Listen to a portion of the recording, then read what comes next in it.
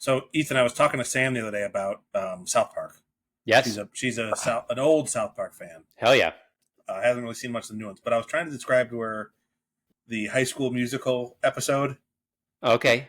Now the big ending is it's do what you wanna do.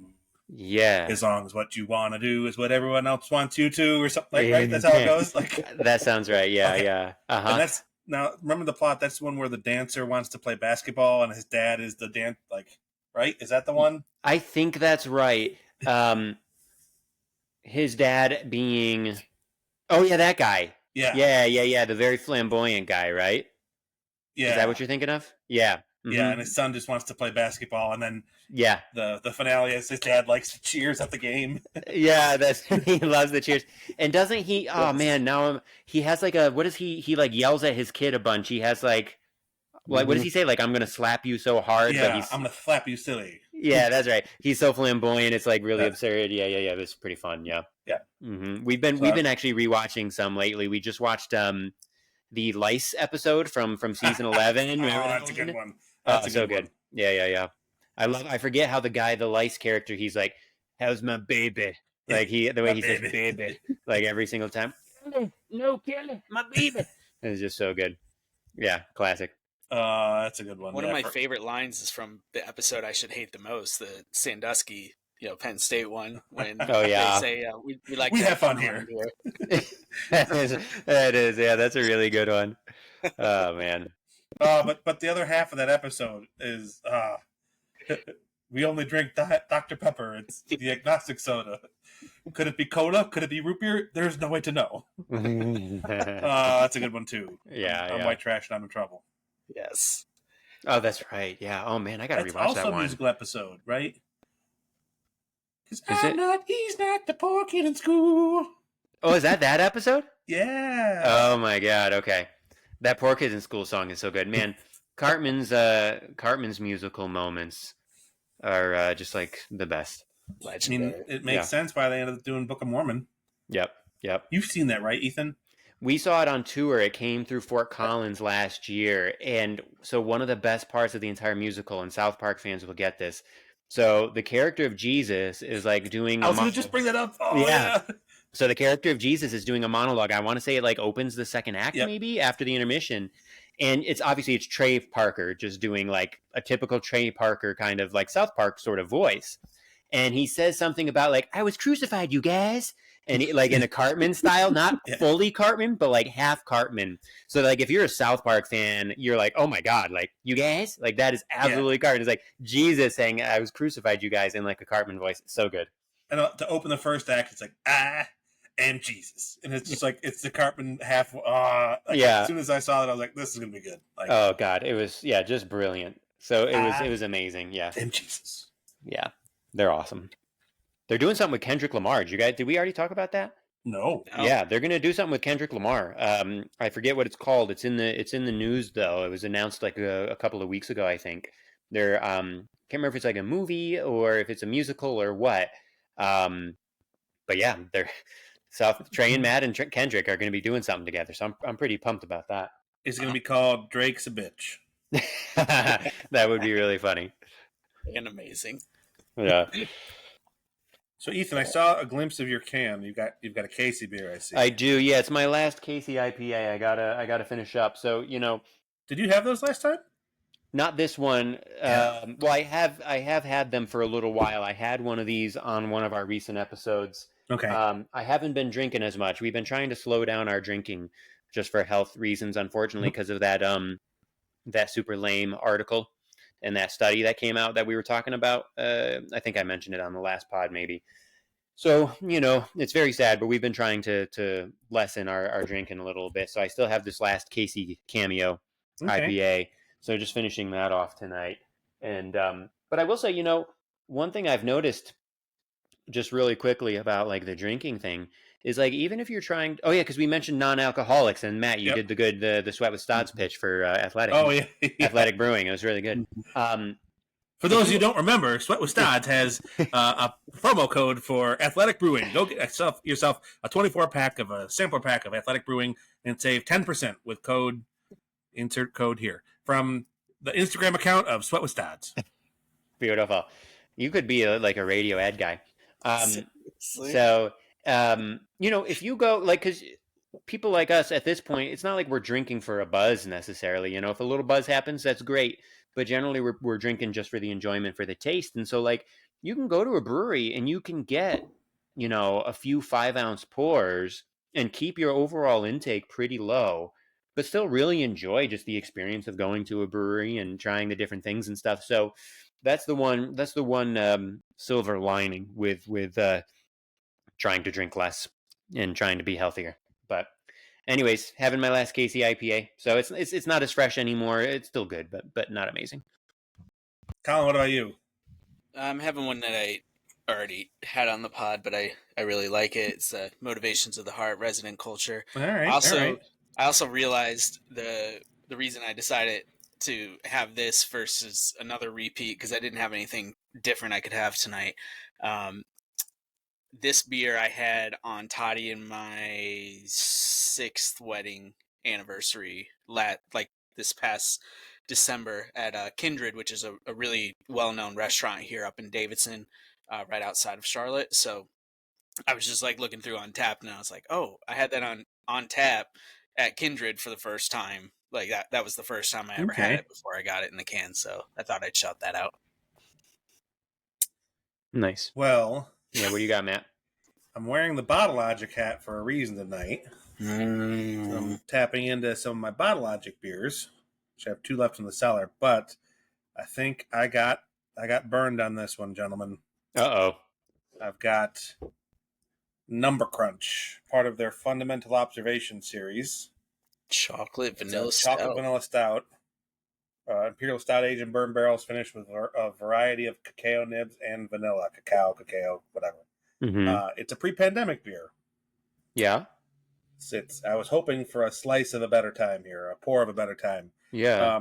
But as I was walking upstairs, I was telling myself, it's an adjunct beer, meaning they added stuff to it, right? Anything you add that sweetens or changes the flavor is an adjunct beer, so it's got chocolate and vanilla in it. And I was hoping that the flavor wouldn't be bitter or it wouldn't have faded, since it is 5 years old now. Well, it's even worse than that. It is infected. So, For those of you that don't know, it tastes sour. Okay. Yikes. And a stout isn't that what that was? Mm-hmm. That tastes sour. It's not supposed to taste this way, but over the course of 5 years of sitting, get this out of here. Course of 5 years sitting in my cellar, a microorganism that may have been present in the bottle found some life and multiplied, and the sourness are the off flavors that it produces as it multiplies in the bottle. So, did you purposely wait that long to drink it? No. It was literally I was down in the basement going, I should probably drink this one right now. But usually, like, stouts are fine with aging, right? Aren't we usually like totally cool with that? Yes, yeah, but he's saying the more adjuncts you add, the more of a risk you have of contamination. So what about Matt? A few years ago, I went to Treehouse and I got us some like nice stout in a bottle that we split, and I want to say it had some stuff added to it. I want to say it was like bourbon barrel and it had some shit added. I can't remember the name of it. If we had let that one age, still possible like for this to happen? Is it just like a crapshoot or possible? Although I would doubt that it would happen with Treehouse because they are such maniacal fanatics about that's what I was wondering. Cleanliness. So like for example, right, that's why this is a chocolate vanilla stout. That's why there's not actually chocolate in there. It's chocolate nibs, right? You've got to maintain, like you got to make sure it's sanitized before you put it in there. Okay. Interesting. So like, it happens, right? I just had a beer last night from 2018 that was fantastic. Like it all depends on kind of your cleanliness during your bottling process, and there are some buggers, some bacteria that may not show up on the original screen, the original test, but that over a long amount of time can develop. The biggest example of that Budweiser. Their Goose Island Bourbon County Stout, maybe 6 or 8 years ago, had widespread infection issues, like huge infection issues, to the point where they actually set up a refund program where you could send the label in and get a refund for some of these really expensive stouts. And it was something that wouldn't show up on their initial bacterial tests, but would fester in the barrel. Usually with barrel-aged beers, too, they're higher alcohol. It's harder for a bacteria to grow in there, but there are still some things. Our hopefully future friend of the pod, Jeff Goldblum, like finds a way, they can make it. So, it as a response, brewers who've been burned by that, like Jackie O's is another big one. They had a big infection issue back in 2014. You can pasteurize your stouts to eliminate any sort of potential contamination, but there's always a concern that may impact the flavor.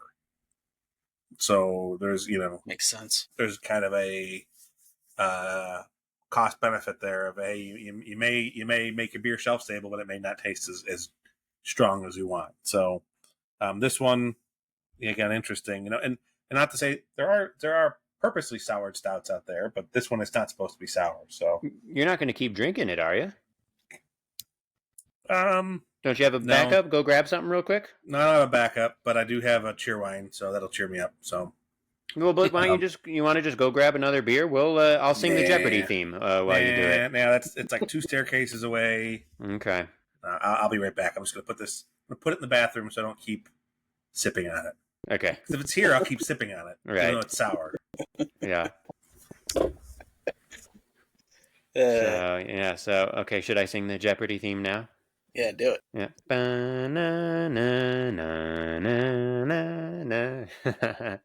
Okay, I'm not gonna keep going. I definitely want to play that game that I texted you guys about. So you guys got to decide when we're gonna do it. Okay. But otherwise, you guys can. We obviously have a lead that we're burying right now, but yeah, I mean, obviously, there's one main subject we definitely need to talk about. And starting at my beer tonight is Cheerwine out of the great state of North Carolina. Woo! There we go. Gonna turn blue, baby. I was looking real quick. Oh, I hope so, Kyle. I was looking real quick, Matt, since I mentioned the Treehouse Stout that we shared back in the day, and I went to Untapped and I looked at Treehouse, and you can go to the brewery and you can see how many beers you've checked in on. I've had 27 beers from Treehouse. I'm sure you've had way more. But that's like a fuck ton. I am spoiled. I'm spoiled as shit. I've had 27 beers from Treehouse. And I think I did find a couple of stouts that we had. Looks like it was back in 2021, which makes sense in terms of where we were living. But yeah, it's fun. Sometimes I like to go in and search my beers and just look up like the breweries I've had the most from. Yeah. So like Other Half. Let's sort by brewery. Come on, here we go. Other Half. Guess how many beers I've had from Other Half? 120. Unique beers. 75. 571. Oh my God. Say 300 something. Oh, I didn't think it could be that high. Actually, I've had 141. Okay, so that's crazy. All right, Treehouse. 130. Yeah. Oh my God. Jackie O's.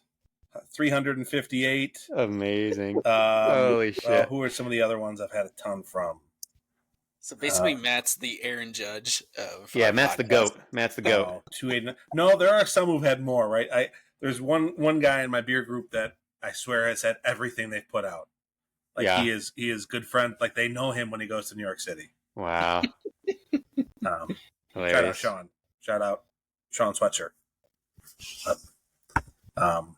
Yeah, so it's fun to sort through that. Like, oh shit! Like, I've had 500 different other half. It's amazing. Now, a lot of those, some of those may be little samples or like. Yeah, but sure. But you tasted them. You had them at Tenalley Gastra. I had their chopped cheese, which was a collaboration beer. It was really tasty.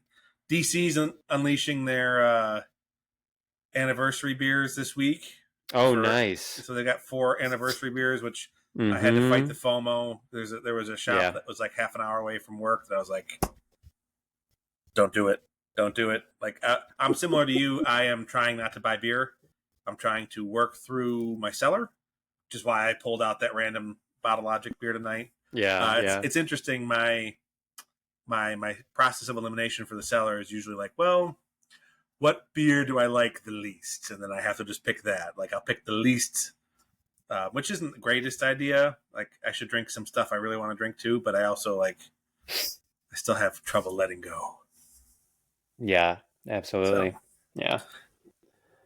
but Nice. Well, Matt, do you have Kyle was saying that we should lead into whatever we want here. Did you got any specific? Obviously, there's one main topic we're going to talk about. yeah, but the you got biggest thing we need to talk about it. I mean, it's great, giant sports news out of the state of New York. WNBA champions, go Brianna Stewart and company. Woo! Oh yeah, champions.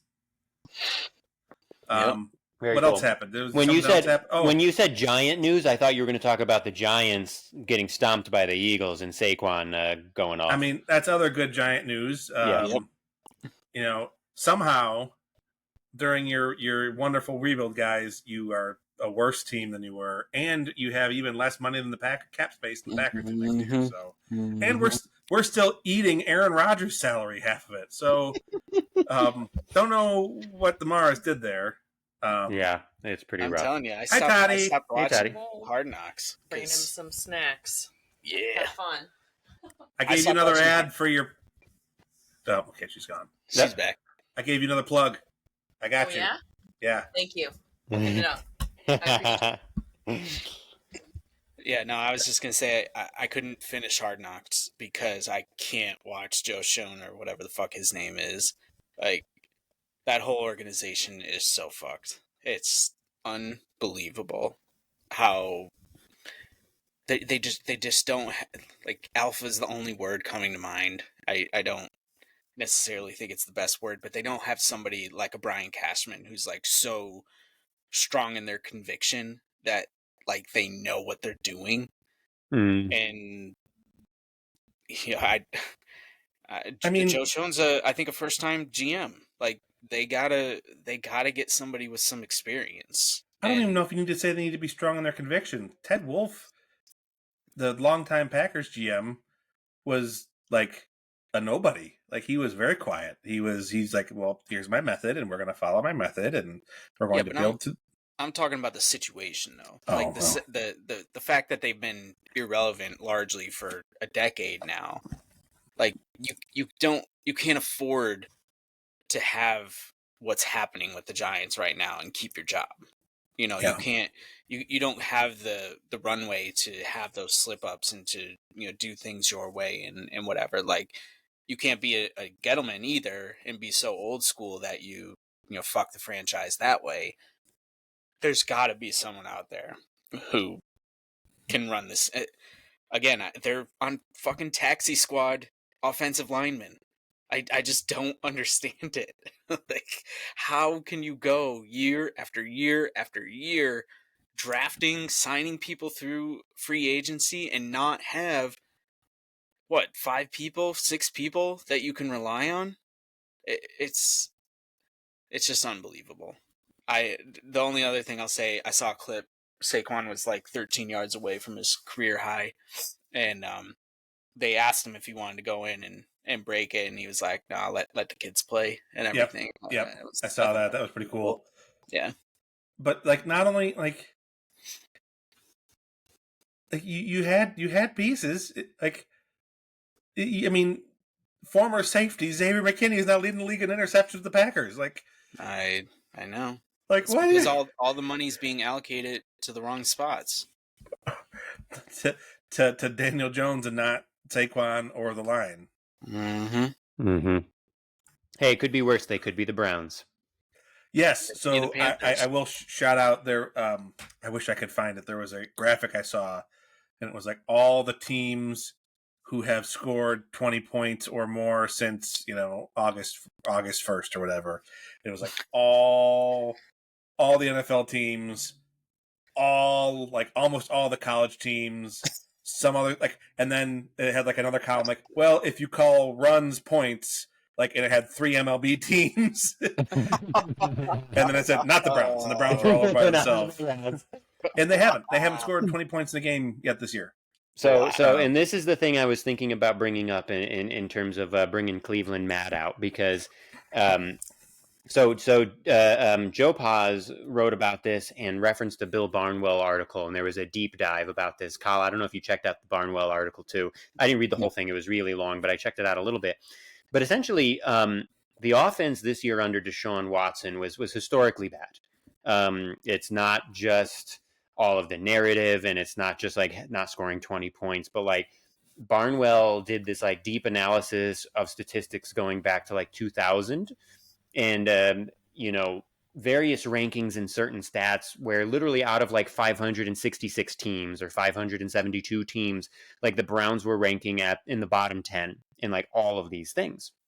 And so it's like it's crazy. And then of course you add in, of course, all of the off-field stuff and what the Browns did to get him. And it's like, it's funny, we're talking about the dysfunction of the Giants, and I was thinking in my head about the dysfunction of the Rockies. Obviously, I'm close to that now out here. They come nowhere close to the dysfunction of the fucking Haslam family and this Deshaun Watson debacle. And so what was interesting, and I'm curious if you guys have an opinion, I don't want to spend too much time on this because we obviously have to celebrate some stuff, but there was your birthday. Oh, well, that's not what I meant, but yes, that's very nice too.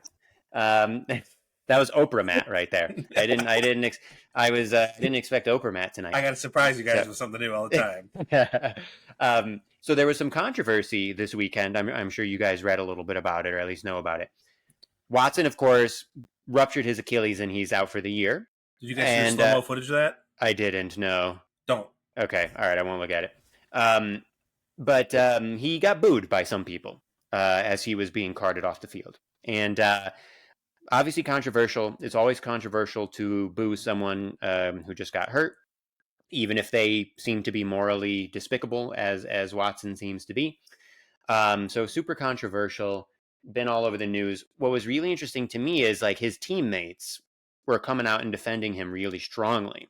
And what was the most interesting to me is Myles Garrett, who, now obviously I don't follow football as closely as you guys, so correct me if I'm wrong, but my understanding is that Garrett has a chance to be like an all-time defensive player when all is said and done. Yeah. Right? Not an Aaron Donald, but a Dwight Freeney. Like he'll be up there. Yeah. And from what I understand, he's kind of like not exactly the heart and soul, but one of the hearts and souls of the team, and he's like, a real leader and a glue guy and blah blah blah blah blah blah blah. And he came out and talked about how Watson has been a model citizen on and off the field through college and the pros. And in my head, I'm like, come on, dude. Like, don't do us like that. Don't be that disingenuous. Either it's disingenuous and you're just lying through your teeth, which is a dick move, or you actually believe it, in which case I have no respect for you as a person and you're a fucking moron. Like, we know that there needs to be due process of the law and yada, yada, yada. There's at least 24 women who have made like similar complaints who have come out about this, right? Like there's not just smoke signaling a fire. I mean, it's like a Colorado style wildfire. We're beyond the smoke. Like this Watson thing is insane. So to come out and say that to me is horribly disingenuous and obtuse at best. And like morally repugnant at worst if he truly believes that about Watson. That's not to take away from Garrett's accomplishments on the field, but I was really disappointed he said that. Regardless, the main point is about this whole booing of Watson, as he came off the field. I am curious if you guys have an opinion about that. If you think that like the people shaming the fans are right or wrong or whatever. I'm curious your thoughts. So I read an article today actually in defense of the Cleveland fans for that. Basically, like, it is a morally terrible thing to do, but when you look at the culmination of everything that's led to this, like, and it was trying to reframe it like they're not booing because he's hurt. They're booing because he's off the field finally. Because he's horrible and he's off the field. He's no longer going to be playing for the team. He's a distraction. Yeah. Yeah. You never want to see... I never want to see someone get hurt, except maybe. No, I'll pass. I never want to see someone get hurt. Yeah. But it was such a circus, such a nonsensical clown show for everything. I mean, not just like Stefanski saying, "Well, he gives us the best chance to win," or Garrett's defense of him, or the fact that the Haslam structured his contract so he was guaranteed, so he could settle the lawsuits, so he could serve that suspension and still get paid. This out of the way. Yeah, he was serving suspension and settling the lawsuits so that none of the allegations came out anyway. Yep. And guess what? Like the most recent lawsuit that was filed about the rape in the hotel room, apparently that was settled too. So, like, yeah, you fucking did this to yourself, the Haslams. And I'd say more and more people, like, I know plenty of Cleveland sports fans that are like, we're done. Like, go Indians, go Cavs, go Cleveland Monsters of the AHL, go, like, let's cheer to get a National Women's Soccer League team, like all these sorts of things. Fuck the Browns. And I mean, I don't feel bad for them anymore. I don't feel the urge to root for them as an underdog anymore. Like, at least, and frankly, go Baker fucking Mayfield. Have a record-setting season. How about that? That's like the chef's kiss cherry on top. Makes them even look even worse. Yeah. Yeah. Wow. Like he regardless or not, he took you to the playoffs and gave you a fighting chance to beat the injured but still freaking Kansas City Chiefs a couple years ago. Like, yep. And you booted him. Like, was he top 10 quarterback in the league? Maybe not. But the Bears fucking made it to the Super Bowl with Rex Grossman. The Giants made it there with Eli Manning. Like, you never know. So anyway, oh, come on, Colin. Nothing there. No, I'm surprised. I let it go. Aside, best tweet I saw this week was Tom Brady now owns a part of the Las Vegas Raiders, but the New York Giants still own Tom Brady. And I was like, all right, I get in behind it. I hate Brady more than I hate the Giants. That's good. I shouldn't even say I hate the Giants, but anyway. So I mean, the Haslams did this, and never mind the fact that also at the time that this all happened, the Haslams and their company were under a huge federal investigation for ripping off half the fucking trucking companies in this country too. Like, don't forget that, and don't forget that since he's he privately owns Pilot Flying J, that he used basically equity from his company. He leveraged his company to buy the Browns, right? Like, him and his wife are clowns. Scumbags. In the middle of this they all also decided that they were going to move the stadium out of the downtown Cleveland, out of the lakefront, to a domed facility in Brook Park out by the airport, which, I mean, like, kudos to the city of Cleveland for not following suit and fawning to that. Like the city of Cleveland put up a good offer, but this team doesn't deserve it. Like, the ownership doesn't deserve it, I should say. So I don't know. I'm glad to see more and more Browns fans just say, screw it, we're done. So yeah. Kyle? Yeah, I mean, I think, Matt, like what you were saying about ownership, like, that's really the crux of the whole issue. Is like, we live in a society, at least right now, we'll see in a week and a half, where, innocent until proven guilty, and whether that's actually true or not in the face of public opinion, that's another matter.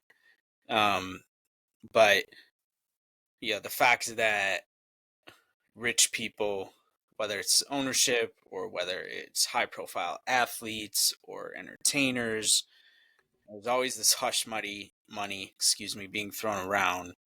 And it's like, I mean, what do you expect from fans who, for the most part, are like us, right? Like, not necessarily living paycheck to paycheck, but we can't retire today, type thing. And we don't get that world where it's like you can do whatever you want, and money will save you if you make a mistake, type thing.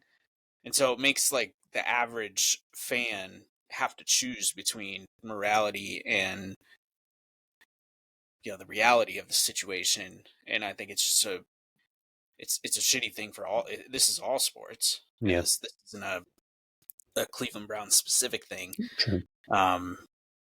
And I mean, these situations are hard enough. I mean, Penn State football is going through it right now. They had 2 players they dismissed in August, and the reports just came out yesterday that they were dismissed for rape charges. Oh, wow. And, Franklin had to get up there during his usual Wednesday scrum after practice, and of course, reporters are going to ask about it, and that's the last thing he wants to, have to talk about, especially with a primetime game against Wisconsin coming up this week. So it's like there's all these conflicting things that, for everybody, that makes it really difficult. And it's like, yeah, you just wish people would be good, but you can also understand where, like, the people who are booing, they just want to see some justice, right? They just want to see, a person who did a bad thing and paid their way out of it have some justice. And if that means, they tore their ACL and they may never play quarterback for the Browns again, and so be it. I'm not saying that's what I think. Mm-hmm. I'm just saying, I can understand why fans act that way. Yeah, absolutely. Yeah, it just, for me, the biggest thing is just so sad for Cleveland fans, because we know, both from Matt and just in general, we know that Cleveland sports fans are passionate and loyal, and they don't deserve this fucking shit. I'm glad they got a nice little boost that the Yankees ultimately destroyed, but it was good to see them happy for a little bit. Yeah. Even after we lost Game 3, it was kind of like, oh, but Cleveland's happy, so Yeah. Right. And with the absence of a major college team there, they pretty much have to, they root for the Buckeyes and root for the Indians Guardians. Yeah, I'm sorry, Cleveland. Yeah. Yep. I mean, that's kind of how it is here in Charlotte too. I mean, we don't really have a major university here in Charlotte. I mean, we have we have the 49ers. Go Charlotte 49ers. They might be one of the worst Division I football teams in the country. Like, no joke. I should be able to go to their games for like 50 cents. They should pay you. Yeah, seriously. I mean, at one point they were selling like upper deck seats before I left Cleveland, when they were like their 0-win season. You could get upper deck seats in the family section for $7. Yeah. What? Yeah. Why are they called the 49ers in Charlotte? Like, in San Francisco, it makes sense because of the gold rush, but was there a Charlotte gold rush in the same year that I'm not aware of? Their logo is like the C with a pickaxe in it, so there I'll look it up. Kind of gold connection. Okay, funny. A lot of their hashtags involve it, but okay. I mean, the university has definitely, like, itself grown, even in the time that we've been here, since 2018, and so that's really cool to see. And the football team, I mean, they should have more talent than they do. I mean, just being in this area, and I'm surprised they've scored 20 points this season and weren't on that list with the Browns. So this is dumb. The nickname 49ers derives from the fact that the university's predecessor, called the Charlotte Center of the University of North Carolina, CCUNC, established in 1946, was saved from being shut down by the state in 1949 by Bonnie Cone, when CCUNC became Charlotte College. Due to this 49er spirit that Cone felt embodied the university, referring to the settlers that endured much hardships traveling across the United States to seek gold, students of the fledgling UNC Charlotte chose 49ers as the school mascot. The fact that the university's main campus front entrance is located on North Carolina Highway 49 is pure coincidence. Prior to the 49ers moniker, they were known as the Owls, because it was a night school. That's way better. Way better. Go back to the Owls, yeah. Yeah. Uh-huh. I mean, I know Temple's the Owls too. But and so is Rice. Isn't Rice? I think Rice is the Owls. I think Rice is too. Maybe be the Charlotte Night Owls or something. I don't know. Yeah. Well, because then there's the Charlotte. Aren't there the Charlotte Knights with a K? Isn't? Yep. So you could have the Charlotte Knights Baseball and team. the Charlotte Night Owls without a K. Who are the Charlotte Knights? They're AAA baseball, right? Baseball. Okay. White Sox. Yeah. That's what I thought. Yep. Yeah, that's not great. For the 49ers there. Yeah. Funny. But I mean, at least Cleveland has teams that compete. The the Cavs went to the postseason last year. I mean, Yeah. the Hornets are a joke. The Panthers are a joke. Yeah, it's We have really the Checkers. sad. I think they made the AHL playoffs actually. So I would we think got that like Charlotte people would just follow like Duke and UNC basketball or something. I mean, And we do, but I mean, yeah, it's two and a half you can't go hours to the away. games on the reg, but I would think like Yeah. yeah.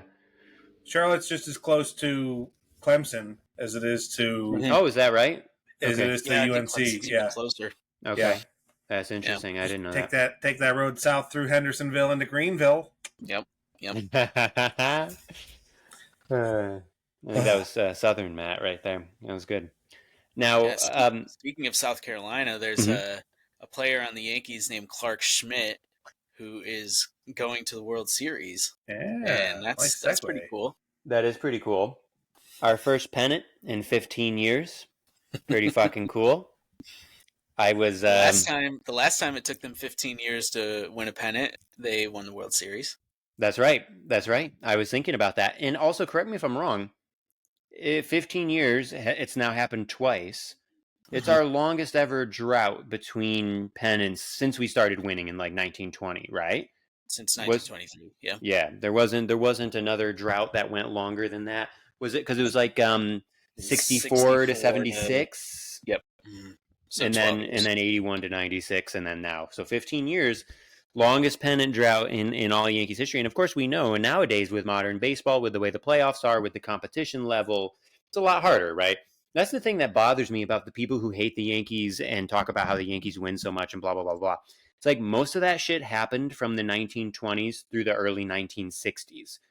That was not modern baseball. Really, it happened from like 40 something to 60 something. Right. That stretch is always like incredible. They Right. won, Well, like, there was 15 four games. straight from That's 36 stuff. to 39. Four straight from 36 to 39. And then wasn't there the five straight from, what was it, 49 to 53? Yeah. So, like, wild. But yeah, people, like, the game was so different back then. I mean, so much smaller. A lot of that is pre-integration, right? We know the game was so much different.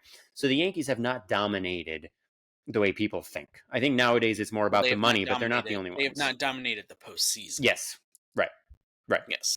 But in any case, super exciting. I know we were texting about this, but I was telling my partner, who doesn't really give a shit about baseball and finds my enthusiasm mystifying at best. But I was very, very excited watching Game 5 of the ALCS. I was screaming and clapping and jumping up and down and blah blah blah blah blah. And I was telling her, like, this is a really big deal. I mean, this is huge, and like we are so die hard and into this and have been our whole lives, and it's like, this shit hasn't happened since we were fucking in undergrad. We were young. So put this in context. I still have a very strong affiliation, with the Lakers. But I'm not staying up like I used to watch Kobe, and things like that. And I don't get to see a lot of games, but when they went on their run, and of course, it was 2020, so there was nothing else to do. But even before that, I remember they played a game against the Clippers like the week before lockdown happened in March, and really kind of inserted themselves as like the team to beat that season. And that was the first year with Anthony Davis and LeBron, together and everything. When they got to the finals, and in that one game when Anthony Davis hit the game-winning three, I mean, I was so happy. I can't even imagine some of the highs and lows that I'm about to feel, Yeah. over the course of the next week or so. Yep.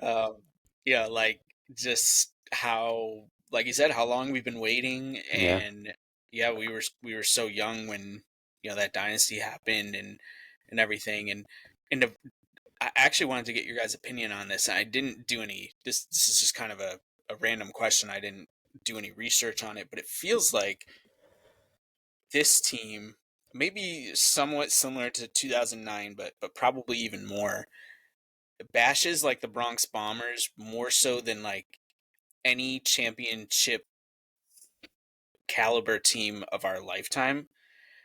In the sense that, like, when you talk about those Mickey Mantle teams, and things like that, like, I feel like they were actually the Bronx Bombers back then, like the Murderers Row team from 27, where like they were hitting a shit ton of home runs, and that's how they were winning games. And for years we've heard about like, oh, the Yankees hit too many home runs, they can't win games like this, whatever. And it's like that's literally how they got to the World Series through the playoffs, is by bashing a bunch of homers and everything. Well, and I just wonder, like, can that carry them through this World Series? Like, can they bash their way? The small difference, though, is this: we have some guys who can actually regularly get on base, like Glaber getting on base in 8 of 9 games so far. Like in the first inning of 8 of 9 games is like right, nuts. Yeah. Absolutely. That's a big Rizzo. Don't forget the fact. I mean, he had a couple nice hits, singles nice, and doubles, right? Nice little poke to the opposite field. He batted like 4 something. Yeah, really awesome. That's a big part of it. Yeah, absolutely, 100%. Yeah, yeah. No, I agree, Matt. There's definitely tone setters, and that's really exciting. A lot more of these home runs are 2 and 3 run home runs. Yeah, right? Yeah, right. Yeah. Mm-hmm. Yep. So I want to really quickly. So I just pulled up the Yankees, the team home run totals going back. I mean, we can go further, but what Baseball Reference shows immediately is back to 2005, so about 20 years. And so it's interesting because I think there's a couple of ways to think about this, to quantify this, right? So obviously we'll leave out 2019 because the ball was juiced, and that's an outlier. They had 306 home runs that year. The second most since 2005 was 267. So 306 is a real outlier. Now, what's interesting, they weren't even first that year. That was the Twins. Twins, yeah. Yeah, that's right. They set the record, yeah. So what's interesting, so this year was 237 homers, but actually there were more in 22, in 18, in 17, in 2012, 2009, there were a few more. So it's interesting, in terms of team homers, there have been several years in the last 20 years that were more, but what's interesting to think about, and I guess it probably doesn't matter as much as team homers, but Kyle, when you mentioned that, the main thing I thought of was like, when was the last time we had 2 guys who hit 40 homers in the lineup? Like this year, Judge had 58 and Soto had 41. I mean, when was the last time that happened? I bet you 2002 was close. I bet you Giambi had 40 and Soriano had 39. Yeah. And I mean, those A-Rod years, maybe he and Tex both had 40 one year. I don't know. I got you. A-Rod only had 30 in 2009, and I don't think either one of them hit 40 after that. Yeah. So maybe 30-30 one year. But like 40-40 I think is relatively rare. Like I don't think it's that common for teammates to hit 40 home runs. Damn it. I thought I had it. Yeah. 2011. Really? No, I thought that was going to be it. That's Granderson. Granderson had 41 and Tex had 39. Wow. That's really good trivia there. I was like, the Granderson years, because he had back-to-back 40 homer That's right, years. He did. Good call, yeah. But no, that's close. And then Nobody in else. 2012, Granderson hit 43, I think. Yeah, and the next closest was Cano with 33. Okay. Yeah. Look at like 2002, 2003, Soriano and Giambi, those 2 years. Well, let's see. I'm gonna be methodical about this. So, Cano had. Oh nope, that's doubles. No, okay. Wrong column. And real quick, in 2007, A-Rod had 54, and second place was Matsui with 25. Godzilla. Yep. Wow. Yeah. Mm-hmm. A lot of mid-30 years here. Yeah, like it's rare to have 2 guys hit 40, let alone somebody hit 40 and 50. Kyle, like we were saying, 2002, Giambi was 41, Soriano was 39. What else should we look at? 03? Yeah, they were together one more year, but I think Giambi was hurt that year.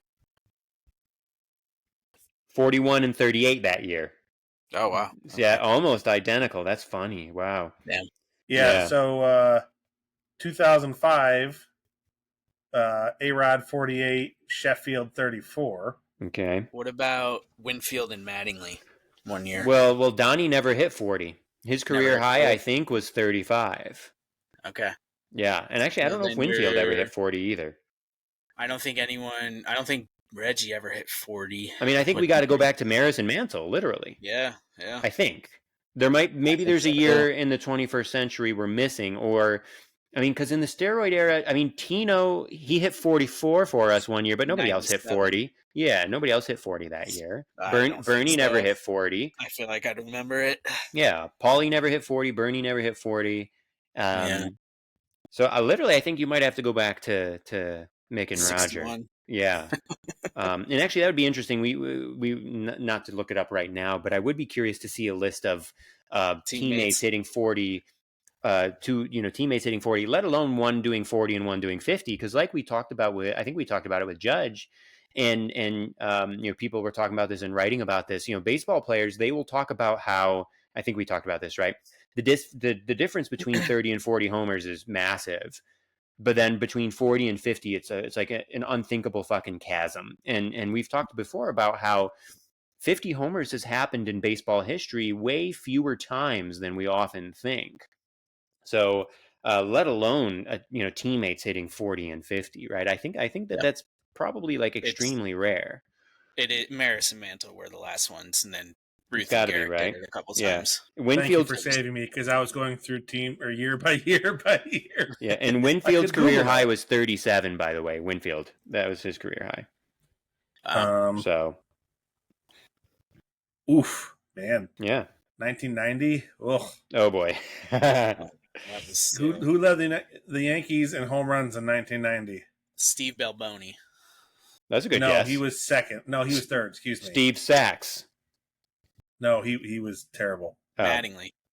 Nope. Jesse Barfield. Oh, Jesse Barfield. Okay. Was number one. Number two, Kevin Moss. Kevin Moss. There we go. That was his, hell yeah. That was his breakout. Yep. Donnie Baseball only had 5 home runs that year. Yeah, by that point his back was fucked. Yeah. He's only 29 though. Yeah, but he fucked it up. Back Like up, 87 was his last like really good hitting year. I don't know if it was in that season of 87, but he did something, and he was never the same hitter after that. I mean, he still hit okay, but his power was gone. He was not crushing homers and doubles like he was from 84 to 87. Like that 4-year stretch, I go and I look at that sometimes, just because I get curious and I wanna like remember it or whatever. But that 84, 85, 86, 87, Donnie Baseball, he was fucking amazing as a hitter. Like, I think people forget, but like he was so goddamn good. Oh, here's a good one, real quick. In 1980, I was checking, Kyle, because you mentioned Reggie. So Reggie did hit 40 with us once, and that was in 1980. He hit 41. Wow. And second place on the team that year with 16 homers was Greg Nettles in only 89 games. So, yep. I mean, that was rare back then. Yeah. I think because of what we've said about how rare it is to, get to 50 and get to 40. I mean, I'm pretty sure that Maris and Mantle are the only teammates ever to get 50-50. Because Garrick actually never hit 50, did he? 49, I think. Yeah, I don't think he ever hit 50. It's so crazy. Yeah. And everything. So I think that's right. I don't know that there's many combos like this. Yeah. I do want to point out another quirk of the World Series this year while we're talking baseball and the Yankees. You guys know what I'm referring to? Another quirk? Shout out to Taylor Trammell. Oh, I saw this name in the news. Remind me why I saw this name? He's guaranteed a ring no matter what. Oh, I think I did see this. 5 games for the Yankees and 5 games for the Dodgers this year. Hell yeah. What a lucky good job, fucker. my man Taylor Trammell. I think he's in the minors for the Yankees right now. Amazing. Yeah. So good. Oh, here I got one. Okay. A pair of teammates. Just happened last season. I'll give you. Oh, Olsen and Acuna? Bang. Yeah. Okay. And that was 40 and 50. Yeah, but because Olsen had 54 and Acuna had 41, right? Yep. Yeah. But yeah, that shit is rare. I mean, yeah, it happened to happen last year, so it seems like with recency bias, someone might be led to believe like, oh, it happens all the time. But like, nah. If we were to go for all of baseball history, it's kind of just a random coincidence that it happened 2 years in a row. Like that shit does not happen. Yeah. It would be interesting to see. I thought I had another one. 1996, 50 and 39. I was so close. Brady Anderson, was he the 50? And Rafi Palmeiro. Amazing. So close. That's really good. Yeah. You Oh, would yeah, think well, you would think in the steroid era or in 2019 with the ball juiced, you would think that maybe there would be one then. But I mean, even in the steroid era, how many people were actually hitting 50 plus? Like, still not that many. I mean, A-Rod, Luis Gonzalez, McGuire, Sosa, I'll give you Bonds. the list right here. Griffey In and the- Buhner. Oh, Griffey and Buhner. All right, there we go. I can't believe Buhner. How much? What is it, Matt? Is it like a 40-50? Because It's like Buhner 40, never hit yeah. 50. 56 and 40. Okay, Nice. that's a good one. That's a good one.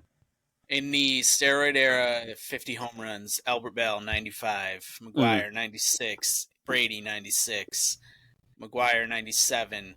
Griffey, 97. Sosa, 98. McGuire, 98. Griffey, 98. Vaughn, 98. Wow, I Vaughn forgot is about in that one. as in Greg Vaughn. Greg Vaughn. Vaughn. Yep. Oh, Greg Vaughn? Oh. Yeah, so wild. On the dot. Griffey and A-Rod, 1997. Ah, Wow. okay. Sosa, 99. McGuire, 99. Sosa, 2000. Luis Gonzalez, 2001. Mhm. A-Rod, 2001. Sosa, 2001. Bonds, 2001. Jim Tomei, 2002. Yeah. A-Rod, 2002. Andrew Jones, 2005. Oh, that's so Is that crazy. about He the hit cutoff? 50. Yeah, I would. David A-Rod. David Ortiz and Ryan Howard were 2006. Prince Fielder, A-Rod were 2007. I'd say that's the That's cutoff. the yeah. The next That's one. after The next that. one is Bautista in 2010. Right. That's Griffey not and steroid. A-Rod again in 99. So Griffey and A-Rod twice. Matt, are those 40-40s or 40-50s? 40-50s. A-Rod didn't hit 50 with Yeah, the yeah, Mariners. right. So okay, but Griffey did do it 2 years in a row. I think he hit. What did he hit? 56 and 57. 56 to 56, yeah. 56 Yeah, and 56. 99, I think he hit less though. Okay, 48 and so 99. so that's interesting. So Griffey was part of 3 of these, right? 1 with Buhner, 2 with A-Rod. Yep. Yeah. Funny, that's got to be the most all time. I feel, unless we count Ruth Yeah. and Gehrig, they might I beat it. think But Ruth and Gehrig only did it twice. 27 and 28 or something. is that right? That's interesting. Okay, so we do have a couple from the steroid era. No, That- they did which do it makes 3 sense. times. 3 times. 27, 30, and 31. Yeah. It was so funny, Kyle. I'm sure you remember. So this was probably a month or 2 ago, but so Joe Paz did this deep dive on Judge and Soto and how good they were this year. And he was using specifically OPS plus. And we've talked a lot about OPS plus on the pod and how OPS is a great overall kind of measurement, a basic measurement of a hitter's offensive year that they're having, and how the plus takes into account league averages and park factors and blah blah blah blah blah. So like a quick and dirty go-to for an offensive person's year, OPS plus. It's hard to get better than that. Now, in terms of the OPS plus, they had at the time, I think they ended up dipping because Soto was a little colder at the end of the year, and so was Judge. But their OPS pluses together were both above a threshold that was rarely touched in baseball history. And Joe Paz went and he listed all of these, and it was funny because it was like Judge and Soto, maybe there was like 1 or 2 other years, and then it was like Ruth and Gehrig 5 times or something like that. And it's like we sometimes forget, and granted, the game was different then. But OPS plus, it's nice because it does tell us, even though the game was different, even though we know the competition level is much higher now, blah, blah, blah, blah, blah, Ruth and Gehrig were still so much fucking better than everyone else. Like it's really pretty amazing to look at. Love Sorry, it. now you've got me going down a rabbit Matt's hole. going down the hole. We're all doing it. Yep. I just checked all of Sosa's years. Is there a pause button on the podcast? Yeah. I don't think out of my quick research, one of the surprising things, I don't think any Rockies have done it in the same. Oh, that's season. interesting because you would think maybe in those first few years without the humidor. Yeah. That's a really good point, Kyle. Yeah. Because like I Andres Galarraga and like Ellis Burks and shit, like these guys were hitting Larry 40 Walker, homers. Yeah, Dante Bichette. Dante Bichette. Yep. Yep. That's a really good point. Just frantically trying to remember all of the stats from my World Series baseball 1996.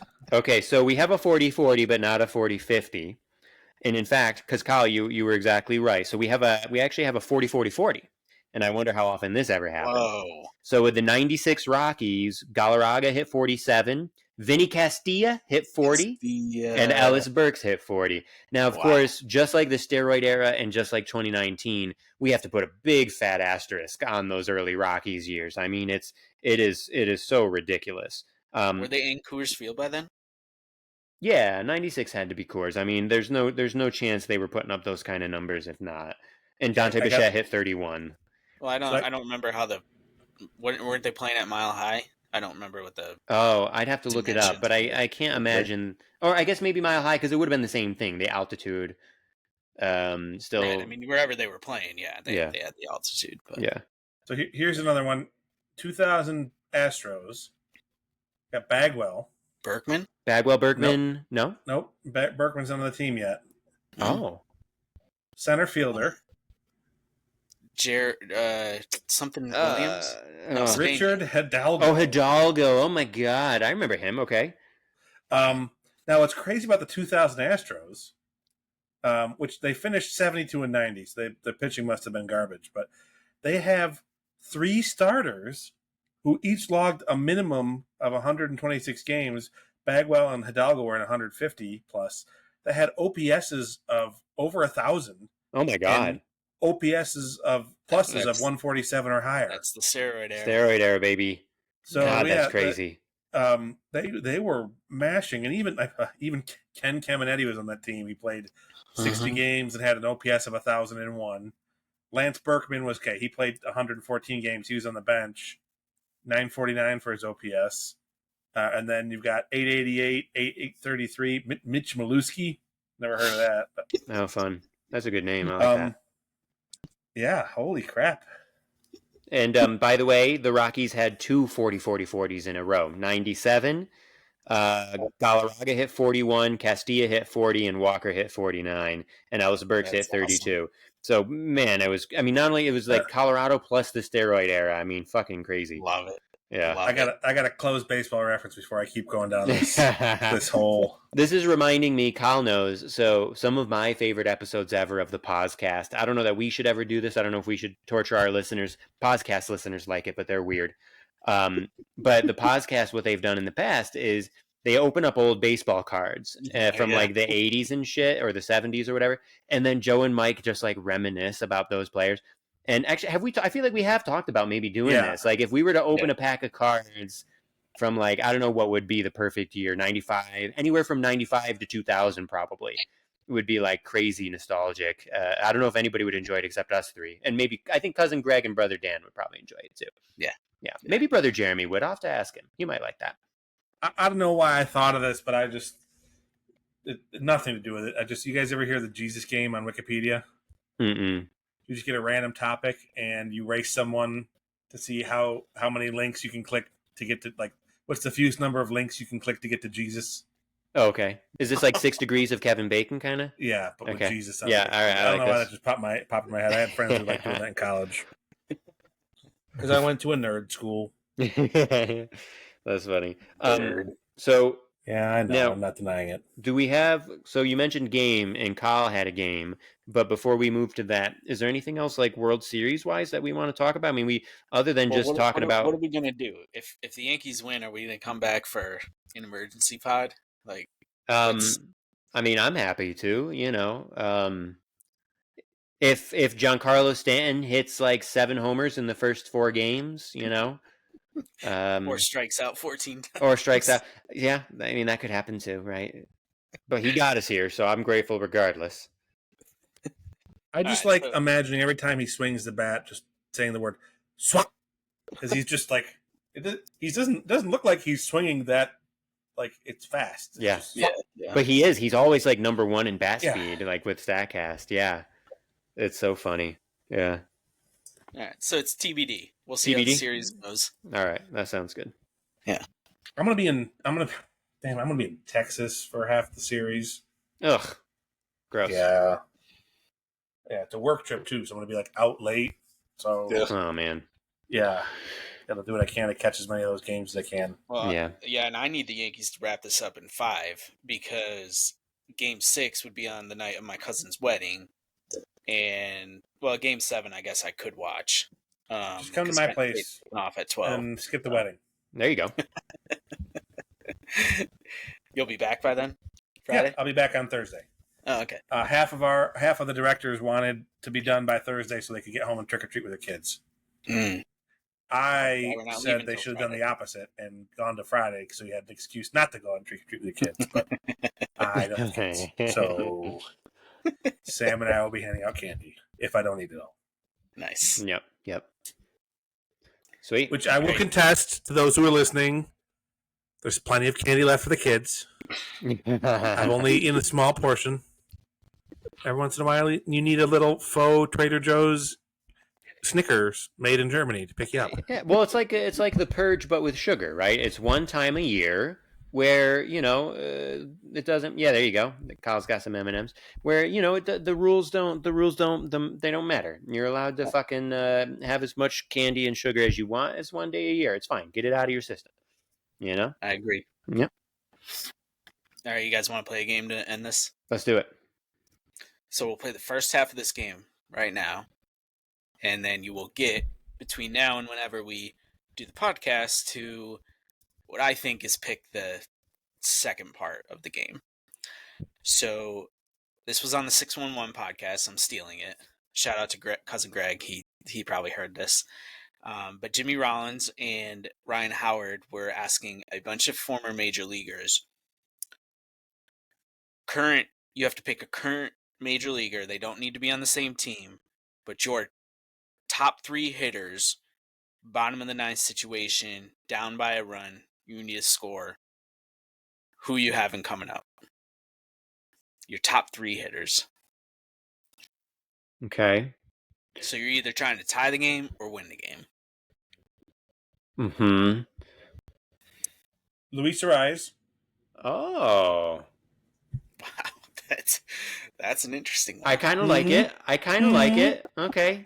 We got someone on second or third. Someone who won't strike out, right? I mean, he hits but strikes out less than pretty 3 much straight anybody. batting titles. Come on now, 3 straight batting titles. That's Ty Cobb era shit. Batting average does not matter, but I will say he puts the bat on the ball and he doesn't strike out. He does that better than anybody. Yeah. So I actually kind of I like that pick. I like it. Okay. I'm gonna go with Soto. Mm-hmm. Number three.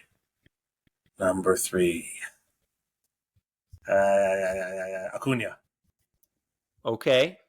That's Arias, Soto, and Acuna. I like that a lot. Mine was probably way more boring and too standard, but what immediately came to my mind is just Judge, Soto, Ohtani. I didn't think of Ohtani. Yeah. So for me, it's just those 3 guys because, I'm thinking of, again, like I went on my spiel before, I'm thinking of like OPS plus, just the top overall offensive players who has the best chance of getting on base. Now, granted, they strike out a lot, but their OPS pluses. I mean, they are still so fucking good. So yeah, they might strike out, but their overall percentage, like if as cool as Arias is, and like I said, I love that pick.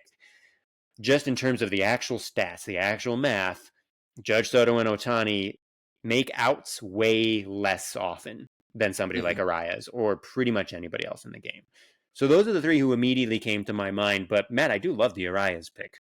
Yeah, but his OPS this year. Yeah, that's what I'm saying. Like, that's why I'm saying the batting average, like, it's cool. And don't get me wrong, like, I've talked about this before. Obviously, I'm always shitting on it, but like, I remember when we were kids in the 90s and the 2000s and we still believed in batting average. Like, I still have a romantic attachment to batting average and to a 300 batting average, right? It's still deep down there for me. But like Arias, him specifically, he's kind of famous as one of these guys. Like, he's won these batting titles, but he literally does nothing else. Like, he hits singles. Yeah. So he's kind of a bad example. It depends on the situation, right? If there's a guy on second or third, then I want someone who's going to put the ball in play. And who's not going to strike out. Right. Yeah, so Soto and Arias are the ones I think of, right? Like, yeah. Now, if I want, something else, like if I need to walk it off, it's 2 outs, right? Then I'm going to look at Ohtani or Judge. Mm-hmm. Or, maybe I want someone with crazy bat-to-ball skills, like, Vladdy or something. I don't know. Yeah, who can just hit it no matter where it is or whatever. Yeah. Yeah. Kyle, what do you got? Well, I had a head start on it, but my 3 were your 3, Ethan. I was wondering. I had a feeling you might go the same way as me on that. Yeah, Yeah. but I will say, so I've asked this question to some other baseball fans, so I'll give you some of the other players that came up from either people I asked or on the podcast itself. Um, one of them is ridiculous, but we'll get to it. Okay. Bobby Witt Jr. That's a That good was one. one Okay. that somebody had. Yordan Alvarez. Yeah, sure. That was a good one. The one that I thought was absolutely nuts and crazy was Kyle Schwarber. Oh, I wow. didn't get that one at all. Okay, funny. All right. Yeah. I mean, I guess he walks a lot in addition to his power, but Oh, and then somebody that I asked, a friend of the show, Jake Champagne, he was like, Trout used to be that guy, and I was like, wow, I used to be. didn't even think. I didn't Trout. either. Didn't Like, even come to didn't my even mind. cross I my was thinking of who are the best hitters in the game the last few years. Trout didn't even come to mind. He's just hurt so often. God, that's depressing. Yeah. Wow. Seriously. Because it would have been So- Trouty absolutely a few years ago. Yep. Yeah. Yep. So yeah, those are some of the other names that came up. But so okay, here's what you have to think about between now and the next podcast. Who's the pitcher? And they have to face 3 batters minimum. That's the rule now. Who's the pitcher that you're deploying? Can be a starter, can be a reliever, can be a closer, but you can't summon Pedro Martinez from 1999 and I 2000. know Ethan's going to choose Clay Holmes. Why do you think I'm a Holmes fucking homer? Fuck that guy. Oh my god. Well, so wait, hold on. Let's get a little clarification on this scenario. So, Kyle, if we choose a starter, are they fresh or were they the starter of the game and they've been pitching the whole game? That's for you to decide. Okay. All right. Because it's really funny. I mean, yeah. I would assume in today's baseball that you're not going with the starter who's thrown 8 innings. Yeah. Well, but like I still, Are you really gonna throw a Garrett Cole, I don't know, someone who could throw 9 innings out there to face Judge, Ohtani, and Soto for a 5th time? not in today's game, probably. But I'm thinking about, wasn't it with the Rays in the playoffs a few years ago? I feel like it was Blake Snell. Yeah, it was Snell. Right? Yeah, but that was like in the 4th inning. I thought it was the 6th. I mean, still different than the 9th. Different than the 9th. Well, it's fun. It's a fun, and not to get carried away, and I'll leave it, and we talk more about it next time. But like a really easy answer based on this year would have been prior to the last couple of weeks, Emmanuel Clase, because he just had one of the most absurd years for a reliever ever. But then the Yanks fucking destroyed him. So it's Detroit. And yeah, so it's really that's an interesting one. Okay, all right, so that's for next time. Ooh. I already got my answer. You do? Just based on this year. Okay. Chris Well, Sale. it doesn't have to be based on this year. It just needs to be a current player. A current player. Say, if it was based on this year, Chris Sale. He was great this year. Yeah. But this is the end of he's 35 and this is the end of the And he got game. hurt. Yeah. So you have to take everything into consideration. yeah. You both picked 3 healthy players at the end of the season. You need a healthy player. You probably don't want to go with Clase after what he did. Like, we're taking the full thing. Yeah. The season will be over the next time we talk. So you'll have all data. Man, that's at so your sad. disposal Okay. Yeah. for the last. There's probably dozens of players that you can pick from the last 5 years. Yeah. Okay. It's hard. Sweet. All right, I like it. Yeah. All right, boys, do your shout-outs. Let's get out of here. I have 3. I'm going to be fast with them, though. First one is to Giancarlo Stanton, who just led us to our first pennant in 15 years, despite everything, despite Brian Cashman shit-talking him, despite Matt Root shit-talking him. What you do. Huh? Despite what Ethan you Ertz do. shit talking him. Do the shit talking. Well, I mean, And I do some, but I always give He him a did little credit. exactly what I asked him to do. Yeah. Slightly above 100 OPS. Plus. That's true. This season he did. And 20-ish home runs. Yeah, 25 home runs. and despite the boos at many times from the fans, God, I mean, he's the one who carried us, right? Like, without him, it doesn't happen, I don't think. Like, really amazing. Number 2, to Juan Soto, who obviously also is a big part of it. That pennant winning home run in the 10th inning there. One of the most fun and exciting and tense at-bats of our lifetime, in my opinion. I told Toddy I couldn't believe I didn't wake her up because Yeah. I was watching it on my phone in bed next to her, and I was like, "Oh my god!" Yeah, just Just when I texted amazing. you guys. And by the way, really quickly, I mean, so we were just talking about Class A, but Hunter Gaddis, the pitcher Yeah. at that at bat, he was also incredible this year. The Guardians bullpen was fucking amazing, and Gaddis was like almost as good, basically as good. And Joe Paz wrote an amazing article about this. That at bat was so cool to watch, just from like, if you know how to appreciate baseball, wow, it was a work of art. And like, Gaddis has filthy stuff, and then to watch what Soto did and to eventually hit the homer, I mean, a fucking masterpiece. On the Baseball Barbacast podcast that I listened to, Jake Mintz, Jordan Schusterman, two fellow Jews for you. Hell yeah, love it. They talked about how a Soto at bat, that at bat specifically, but in general, Soto is the rare player who's the batter and is in control. Yeah. Like he was looking fastball the whole time, and what's Hunter throws him that nasty sliders over and over, like, chops at it. Yep. The fouls him off. To, like, just say I'm good. I'm waiting for that next pitch. Whatever. And it's like, I mean, it very easily could have gone the other way, obviously, but it's a spectacle. It was incredible. Wow, just amazing. And then third shout out is to brother Jeremy. So he was on the pod a few episodes ago talking about the upcoming LP that his band has been working on for years. It came out last Friday. The band is Voices in Vain. The album is called The Only Love I Know. I have listened to a bunch of it so far. It sounds awesome. Obviously, the metal aesthetic is an acquired taste for most people. But I encourage people to check it out. It sounds great. The level of professionalism, it sounds amazing. Like the production, the performances, like it sounds awesome. So hopefully Jeremy and the guys are really, really proud of their work. Fuck yeah, Jeremy. Am I going next, Colin? Yeah, hit it up. I'm going to give a shout out, you guys. It's to a Yankee, but not one that you guys aren't going to take a guess. You guys aren't going to pick it out. You're going to give a shout out to a Yankee?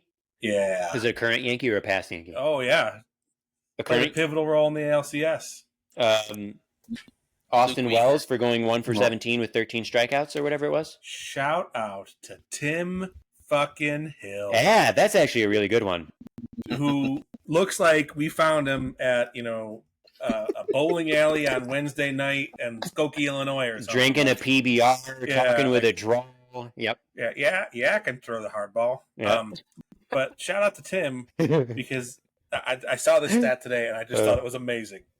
And the fact that we have this stat, like, since August 24th, Tim Hill had thrown 172 consecutive fastballs. Either four-seamers or sinkers. Amazing. Until he decided he needed to change things up, and he threw back-to-back sliders to Stephen Kwan to get him to line out. Like, I love that. I love that we have that stat. Like, all the way back to August, only fastballs. Then he's like, you know what? Let's see how old. I don't know. Curveball's Charlie. What do you call a slider? Susan. Spinner. Yeah. Let's go with that. Yeah. And Kwan fouled one off, and then had a soft liner to Jazz to end his at bat. So fucking bowling alley, cigarette slinging. Yeah, he does. God, that mustache is unfortunate. Tim Hill, like, yes. Also, I just want to know, like, what cornfield the Guardians found Hunter Gaddis in. Like, hey, can you play baseball? And Isn't he 21 too? I can throw a peach. Like, I don't know, he's from Georgia. I can throw a peach pretty hard. Yeah. Class A they have under a pretty friendly deal, and I think Gaddis was a rookie. Gaddis is 26. That other guy that we hit a lot of home runs off, but that was really, really good. Heron, was it? Not Heron. The other one. Whatever his name is. Shoot. It's in my column. I can't remember his name. Oh, come on. Oh, Cade Smith. Cade Smith. Yeah. Yep. They both have like 4 or 5 more years of control left for Gaddis and Smith. Like, Yeah. good Lord. I wonder if they'll be able to keep it, though, because one of the things we've noticed is relievers can be really fluky, and that's one of the things made Mariano so special. So that'll be really interesting to see over the next few years, yeah. Shout out number 2.5 to Mariano. I saw an interview where he was in the booth, and I think it was Michael Kay asked him what he would throw to Judge, or how, and he was like, I just throw it down the middle. I don't want to fight with it. And he can hit it. I don't care. So I thought that was a good one. Yeah. But yeah, screw you, Mariano. Vote Kamala. Yeah. Still has given up less home runs than Clase in his entire career. Postseason. Postseason home runs. Gosh, that's insane. Oh my God. All right, Kyle. Kyle, what do you got?